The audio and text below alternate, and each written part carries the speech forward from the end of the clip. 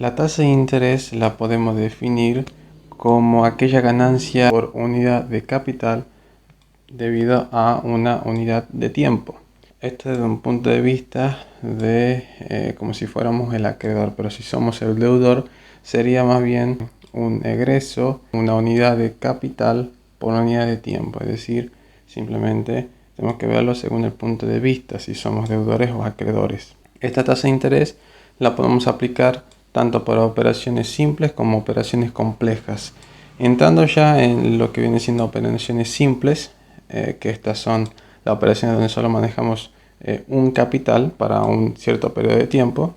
Ya estamos definiendo tres elementos, como es la tasa de interés, el capital y el periodo de tiempo. Sin embargo, en operaciones simples tenemos dos regímenes, el régimen simple y el régimen complejo. Entrando más en el régimen simple, es de interés simple. El interés simple se caracteriza por tener unos elementos como ser el capital, el monto que se obtiene a partir del capital por obtener a través de esta tasa de interés a lo largo de cierto periodo de tiempo, donde aquí vamos a definir también un n, que este va a ser el tiempo. En resumen, vamos a tener lo que viene siendo el interés simple. El interés simple se caracteriza por no tener una reinversión productiva de capital a lo largo de los n periodos equidistantes. Eso es lo que tenemos en cuanto a interés simple. Es algo que es totalmente lineal. Los intereses son crecientes y crecen en una razón de progresión aritmética. Entonces, cuando solamente el interés es el que produce intereses, lo llamamos interés simple. Dicho de otro modo, el capital de origen va a ser el que produce intereses, no así los intereses propiamente dichos, debido a que estos no se reinvierten productivamente. Así podemos decir que el interés del primer periodo va a ser igual del segundo periodo, igual del que sigue, y así sucesivamente hasta llegar a los n periodos. Todos los intereses van a ser iguales, constantes, lineales, por así decirlo, y todos van a ser como una función lineal, tanto el monto como el interés simple. Yendo ya para el régimen compuesto, tenemos el interés compuesto, que va a ser aquel interés que sí es reinvertido productivamente, y lo podemos definir. En el interés compuesto, este se va a definir que el interés que se agrega al capital en los n periodos que se vayan transcurriendo. Así, el interés que se deriva del capital que se produce en el primer periodo se va a reinvertir productivamente en el segundo periodo, siendo del segundo periodo, por así decirlo, el capital origen multiplicado por 1 más el tipo de interés multiplicado por 1 más el tipo de interés, es decir, dos veces. Entonces esto lo podemos expresar más bien como un C por 1 más el tipo de interés elevado a ese otro periodo sucesivo, y así sucesivamente hasta llegar a los n periodos. Entonces podemos definir esto como, bueno, el capital de origen, el 1 más el tipo de interés, el factor de capitalización, que es este, es 1 más el tipo de interés, y va a estar elevado a los periodos que considere. Y ahí vamos a tener un monto compuesto. El monto compuesto, que vemos si es un n mayor que 1, nos vamos a dar cuenta que va a ser mucho más creciente que su compañero, que es el interés simple. Y tenemos que va a haber un punto que pueden ser iguales a ambos intereses. Esto puede ser cuando n sea igual a 1, pero sin embargo va a llegar un cierto n, un cierto valor de n de periodo de tiempo que sea mucho mayor exponencialmente al interés simple. Y tenemos que en este régimen compuesto el factor de capitalización va a ser 1 más el tipo de interés, donde también lo podemos llamar como una progresión geométrica, razón 1 más el tipo de interés. Aquí obviamente vamos a tener factores en cuenta, como ser el factor de capitalización, los periodos de tiempo que se va a capitalizar y mucho más que ver en estos temas de el interés compuesto, este monto compuesto que es reinvertido productivamente. Ahora, tenemos unas cuantas cuestiones en el régimen compuesto.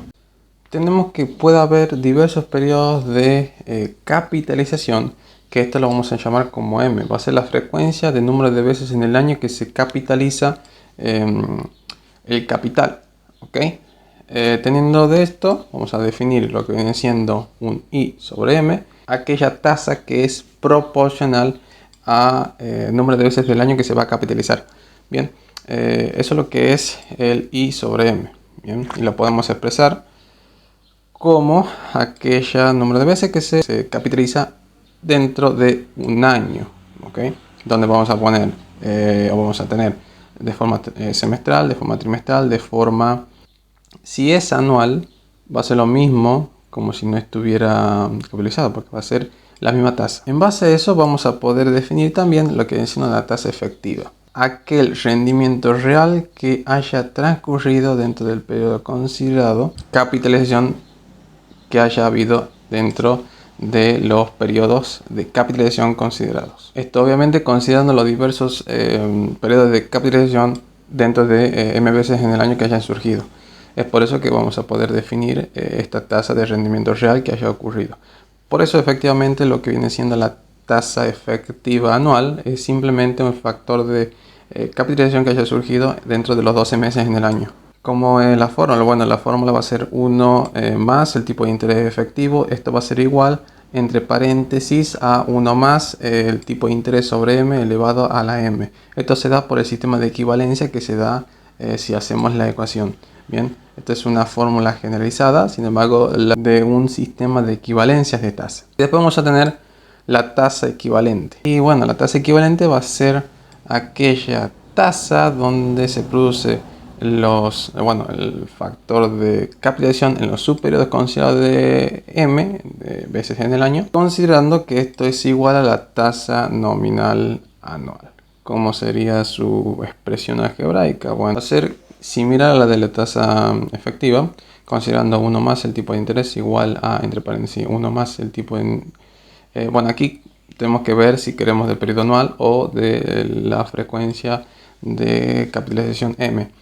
Entonces, considerando, por ejemplo, un J sub M sobre M más 1 elevado a la M. Aquí ya estamos considerando una tasa equivalente anual. Si la queremos considerar según su frecuencia de capitalización, simplemente va a ser un I sub M sobre nada, o sea, I sub M nada más.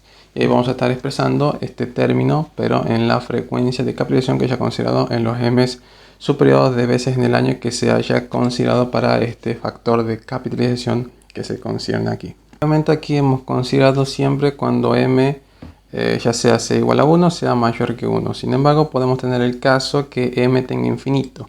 Es decir, que pueda haber el caso donde se haya subperiodos de manera infinita de veces en el año que hayan surgido como factor de capitalización subperiódica. Eso en síntesis. Donde aquí va a cambiar lo que vienen siendo los factores de capitalización, donde vamos a tener la tasa efectiva, que esta puede ser como factor de capitalización de 1 más el tipo de interés efectivo igual a Euler o Epson, no sé cómo se dice esa letrita, pero bueno, es una E, elevado a la tasa nominal. Bien. Y bueno, después vamos a tener para lo que viene siendo el J sub M o I sub M, donde aquí simplemente va a ser un logaritmo de 1 más el tipo de interés. Esto es igual a esta tasa equivalente anual.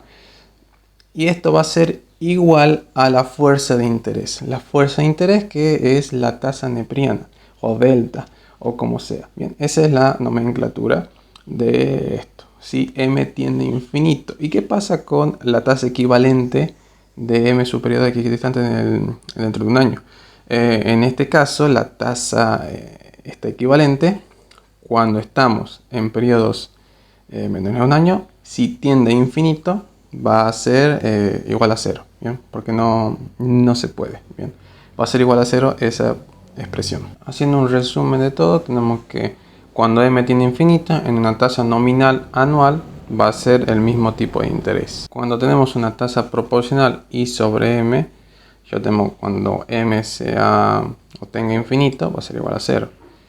Y cuando M sea mayor, esta tasa proporcional va a ser menor. En cuanto a la tasa efectiva va a ser una función creciente de M. Es decir, cuando M tenga infinito, la tasa efectiva va a ser el mayor valor. Cuando M sea mayor que 1, va a ir creciendo esta tasa efectiva. Cuando sea igual a 1 va a ser igual a la tasa nominal. La tasa equivalente anual, J sub m, esta tasa tenemos que va a ser una función decreciente con respecto al m. Es decir, cuando m tenga infinito, el j sub m va a ser el menor valor. Y la tasa equivalente, que va a ser proporcional, aquí no existe. Bien, cuando m tenga infinito. Sin embargo, para valores que estén por debajo del infinito, o sea, de mayores a 1, entonces en este caso va a ser decreciente, como ya sabemos en el jm. Y en el i sub m bien van a ser decrecientes. Dicho todo esto, esto sería todo en base de las operaciones simples, del régimen simple y el régimen compuesto. Pero falta otra tasa. Nosotros hemos visto hasta ahora lo que viene siendo la tasa nominal, efectiva, equivalente y la proporcional, todas de manera vencida. ¿Qué quiere decir vencida? Esto es porque se paga o se cobra al final del periodo considerado. Simplemente vimos las tasas vencidas. Este régimen también contempla las tasas adelantadas o de descuentos. Así que bueno, yo hasta ahora simplemente definí las vencidas y bueno, si me da tiempo hago de las otras tasas, que estas son las adelantadas. Así que bueno, muchas gracias por ver. Muchas gracias por ver este video y dale like, síguenos para más. Chao, chao.